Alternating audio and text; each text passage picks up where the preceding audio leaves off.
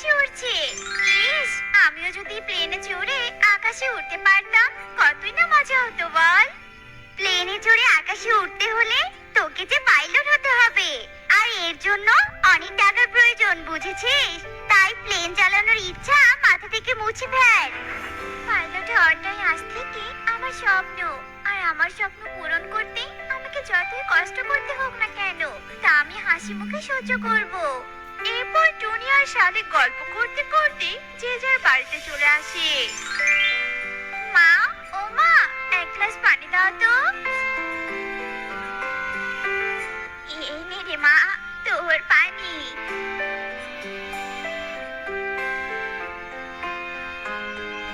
আচ্ছা মা, তুমি আমাকে ভালোবাসো? এটা আবার কেমন প্রশ্ন বলতো? আমি তোকে ভালোবাসবো না তো কাকে ভালোবাসবো? আর তোর জন্যই তো আমি এত কষ্ট করে কাজ করছি। মা, আমার না পাইলট হতে খুব ইচ্ছে করছে, আর পাইলট হয়ে আকাশে উড়ে পুরো পৃথিবী ঘুরে দেখতেও ইচ্ছে করছে। কিন্তু পাইলট হতে গেলে যে অনেক পড়াশোনা করতে হবে রে মা, আর তোকে অত পড়াশোনা আমি কিভাবে করাবো বলতো? এই বুড়ো বয়সে যে আমি আর বেশি কাজ করতে পারি না। আমাদের মতো গরিবদের কোনো স্বপ্ন পূরণ হয় না রে মা, স্বপ্ন পূরণ হয় না। এরপর মিনু কাঁদতে কাঁদতে সেখান থেকে চলে যায়। গরিব বলে কি আমি আমার স্বপ্নটা ভেঙে চুরমার করে ফেলবো? না, এ আমি কিছুতেই হতে দিব না।